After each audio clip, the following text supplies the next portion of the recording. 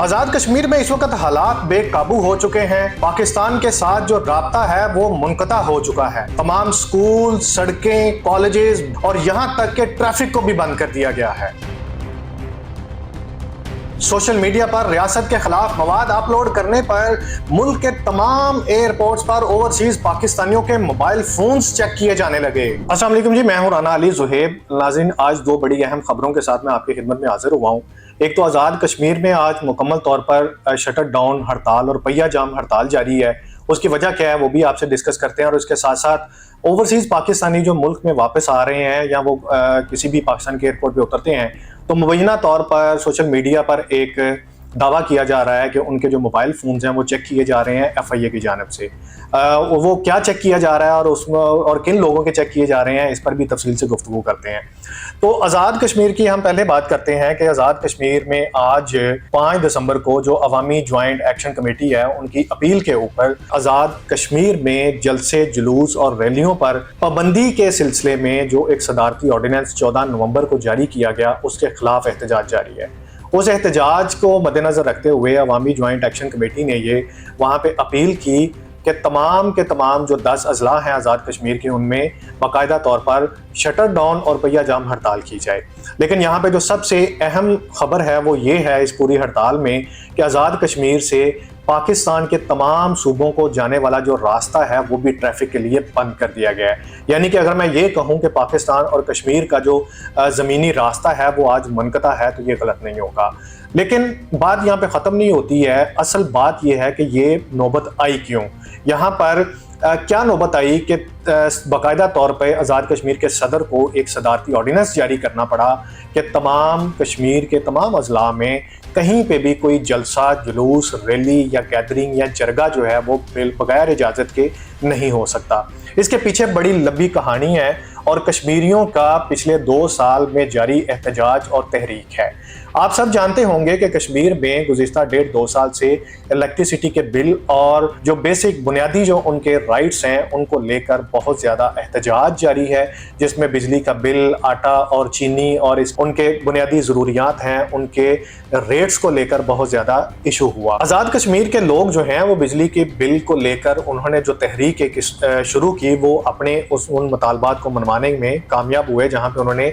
Unit के rates को लेकर अपने कुछ मुतालबात हुकूमतें आज़ाद कश्मीर के सामने रखे थे। जब ये तहरीक शुरू हुई तो इस तहरीक में एक अवामी ज्वाइंट एक्शन कमेटी की तश्कील हुई, जिसने पूरे आज़ाद कश्मीर में जो लोगों के साथ जिन्होंने इंटरेक्शन किया और लोगों को इकट्ठा किया और इन मुतालबात पर राज़ी किया। उन मुतालबात में जो मेन और सबसे बड़ा था, एक तो इलेक्ट्रिसिटी का तो जो हल हो चुका था, लेकिन इसके साथ जो दूसरा सबसे बड़ा मुतालबा था वो ये था कि आज़ाद कश्मीर के जो वुज़रा हैं और इसके साथ साथ जो ब्यूरोक्रेट्स हैं उनकी जो मराआत है उनको ख़त्म किया जाए। इसी मुतालबे कुछ के चलते अवामी ज्वाइंट एक्शन कमेटी ने जब एहतजाज का दायरा कार वसी किया तो फेडरल गवर्नमेंट यानी कि हमारी पाकिस्तानी फेडरल गवर्नमेंट की तरफ से आज़ाद जम्मू कश्मीर की हुकूमत पर नाराज़गी का इजहार किया गया। बाकायदा तौर पर जो प्राइम मिनिस्टर हैं इस वक्त आज़ाद कश्मीर के, उनकी वज़ीर-ए-आज़म शहबाज शरीफ से मुलाकात हुई और उस मुलाकात में उन्होंने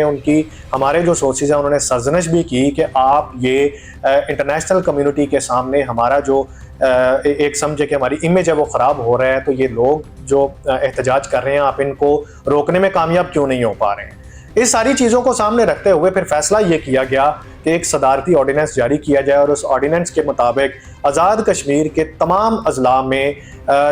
हर जगह पर एहतजाज, रैली और किसी भी किस्म की गैदरिंग, यहाँ तक कि जो लोगों के घरों में जरगा सिस्टम है, जो जरगे किसी फैसले को लेकर जरगा किया जाता तो उस पर भी पाबंदी लगा दी गई। इस ऑर्डिनेंस में जो सबसे ख़ास बात थी वो ये थी कि जो भी शख्स इस ऑर्डिनेंस की खिलाफ वर्जी करेगा उसको 7 साल कैद की सज़ा सुनाई जाएगी। हमने ये देखा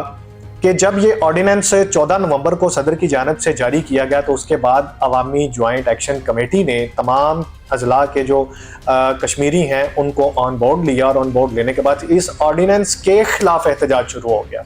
जब इस ऑर्डिनेंस के खिलाफ एहतजाज शुरू हुआ तो इसी ऑर्डिनेंस को बुनियाद बनाकर इसी अवामी ज्वाइंट एक्शन कमेटी के तकरीबन 5 से 6 लोगों को गिरफ्तार किया गया। जो ऑफिशियल रिकॉर्ड है उसके मुताबिक 5 लोग जो हैं वो गिरफ्तार हैं, इस वक्त हुकूमती तहवील में है। इसी के साथ साथ उन्होंने सुप्रीम कोर्ट में रिट दायर की। सुप्रीम कोर्ट, पाकिस्तान की सुप्रीम कोर्ट नहीं बल्कि सुप्रीम कोर्ट ऑफ आज़ाद जम्मू कश्मीर, वहां पे उन्होंने रिट दायर की इस सदारती ऑर्डिनेंस के खिलाफ, और 4 दिसंबर को सुप्रीम कोर्ट ने इस ऑर्डिनेंस को उड़ा के रख दिया, यानी कि ख़त्म कर दिया। उन्होंने कहा जी ये आप कश्मीरियों की आज़ादी के ऊपर किसी किस्म की पाबंदी जो है वो काबिल कबूल नहीं है। सदारती ऑर्डिनेंस को सुप्रीम कोर्ट ने तो ख़त्म कर दिया, लेकिन 5 दिसंबर यानी कि आज के दिन अवामी ज्वाइंट एक्शन कमेटी ने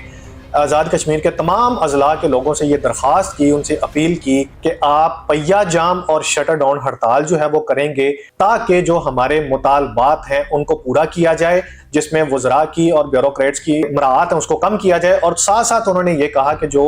अवामी ज्वाइंट एक्शन कमेटी के इस वक्त 5 लोग हिरासत में हैं, गिरफ्तार हैं, उनको भी रिहा किया जाए। तो उनकी इस अपील को मंजूर करते हुए आज़ाद कश्मीर के तमाम अजला में आज school, colleges, shops, medical stores, traffic, यहाँ तक के पाकिस्तान के तमाम सूबों को मिलाने वाली जो सड़कें हैं आज वो भी बंद हैं। जो सबसे एक अलार्मिंग चीज़ है, खतरनाक चीज़ है, वो ये है कि इसकी कोई मुद्दत का तयन नहीं किया गया। ये नहीं बताया गया कि 5 दिसंबर को शुरू होने वाली ये जो हड़ताल है ये कब तक जो है वो चलेगी। अभी तक की जो इतलात है वो गैर मुइना मुद्दत के लिए ये हड़ताल जो है वो की गई है। आज़ाद कश्मीर के कुछ लोकल से आज मेरी बात हुई, ज़ाती तौर पर टेलीफोन पर मैंने उनसे रब्ता किया, और उसके साथ साथ मुजफ्फराबाद में मौजूद चंद सहाफ़ियों से भी मेरी गुफ्तगू हुई। तो उस गुफ्तगू में मेरा जो उनसे सवाल था वो ये था कि जब सदारती ऑर्डिनेंस वापस हो गया, सुप्रीम कोर्ट ने फैसला जो है वो मुअत्तल कर दिया और ऑर्डिनेंस को ही ख़त्म कर दिया है, तो अब एहतजाज का क्या जो है वो तुक बनता है, या एहतजाज करने की वजह क्या है। तो उन्होंने ये कहा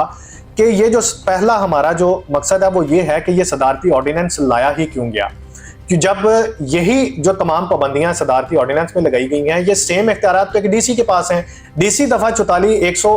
जो आर्टिकल 144 है उसको जब नाफिज करता है तो वो भी कर सकता है, लेकिन एक डीसी का काम एक सदर को करना पड़ा, इसका मतलब है कि दाल में कुछ काला है। और ये आने वाले वक्त में कश्मीर के ऊपर या कश्मीर की आज़ादी के ऊपर या कश्मीरियों के ऊपर कोई ऐसी पाबंदियां लगाने जा रहे हैं जो शायद ही हमने ना सोच रखा हो। दूसरी जो सबसे बड़ी अहम बात जो हमें पता चली वो ये है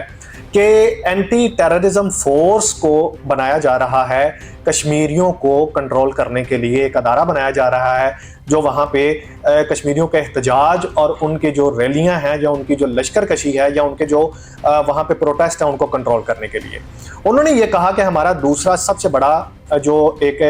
एतराज़ है वो ये है कि फैसला ये किया गया है कि उस एंटी टेररिज्म फोर्स में जो लोग भर्ती किए जाएंगे वो गैर रियासती, यानी कि वो रियासत आज़ाद जम्मू कश्मीर के नहीं होंगे। अब यहाँ पे उन्होंने ये कहा कि चूंकि हम एक गैरतमंद कश्मीरी हैं, हम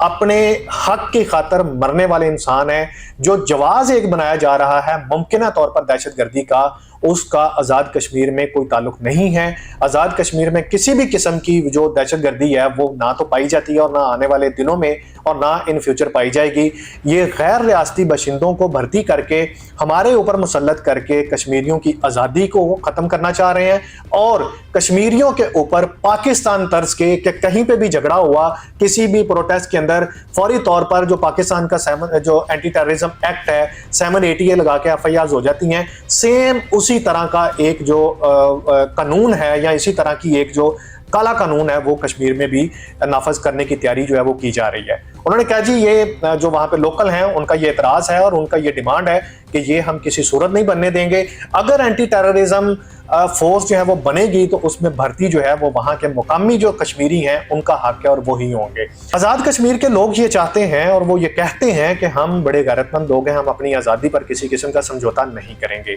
हमारे जो डिमांड्स हैं कि हमारे वफाकी जो हमारे आज़ाद कश्मीर के वज़रा हैं उनकी मराहत को कम किया जाए। सबसे बड़ा एतराज़ तो उनका ये है कि टोटल 10 अजला हैं, जो चन्योट और रावलपिंडी जिला जो है इससे भी छोटा है आज़ाद कश्मीर, और इसके तकरीबन 10 अजला हैं, 27 इसके ऊपर सेक्रेटरीज हैं और 1 चीफ सेक्रेटरी है और 53 इस वक्त मेंबरान असम्बली हैं। जो रिपोर्ट्स हैं उन्होंने कहा जी जो हमारा सर्वे है यहाँ पे उसके मुताबिक 27 में से 7 सेक्रेटरीज ऐसे हैं जिनकी ज़रूरत नहीं है, लेकिन सिर्फ और सिर्फ पैसा खाने की खातर और जो बजट है उसको हुकूमती जो लोग हैं, वज़रा हैं, जो MLAs हैं, वो अपनी जेबें भरने के लिए और करप्शन करने के लिए उन्होंने ये 7 सेक्रेटरीज जो हैं वो बिठा रखे हैं। और इसके साथ साथ उन्होंने ये कहा कि ये जो 53 MLAs हैं इनके जो मराहत, इनको जो गाड़ियां दी गई हैं, इनको जो बंगले दिए गए हैं, इनके जो फॉरेन ट्रिप्स हैं, जो आज़ादी, कश्मीर की आज़ादी और कश्मीर का एजेंडा पेश करने के लिए यूरोप के ट्रिप्स जो हैं ये सरकारी खाते पे ये करते हैं, ये हमें काबिल कबूल नहीं है।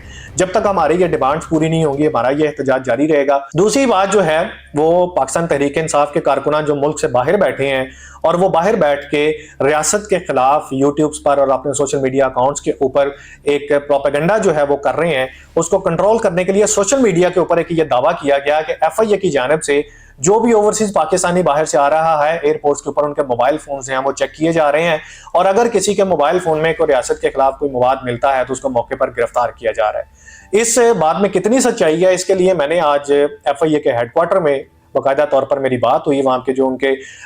स्पोक्स पर्सन है उनसे मेरी गुफ्तगू हुई, तो उन्होंने ये कहा कि ये बातें और ये जो सारी चीज़ें हैं ये बिल्कुल बेबुनियाद हैं, इसमें किसी किस्म की कोई सच्चाई नहीं है। FIA ने किसी किस्म की कोई पॉलिसी मुतारिफ नहीं करवाई और ना ही गवर्नमेंट की जानिब से कोई ऐसी डायरेक्शंस जो हैं वो दी गई हैं कि ओवरसीज पाकिस्तानियों के मोबाइल फोन हैं उनको चेक किया जाए। ये बिल्कुल नाजायज़ और ये जिसे कहते हैं कि फेक न्यूज़ है जो सोशल मीडिया पर फैलाई जा रही है। इस किस्म का कोई भी डायरेक्शन या किसी किस्म की कोई भी चेकिंग जो है वो नहीं की जा रही। हाँ, उन्होंने ये जरूर कहा कि जो एक कस्टम की बाकायदा जैसे जो एक रेगुलर चेकिंग है वो हो रही है और उसको अगर गलत रंग दिया जाए तो ये भी एक किसी अदारे के साथ जो है वो ज्यादती होगी। आज के लिए इतना ही। अपना और अपने इस चैनल का ख्याल रखिएगा। मुझे दीजिए इजाजत। अल्लाह हाफ़िज़।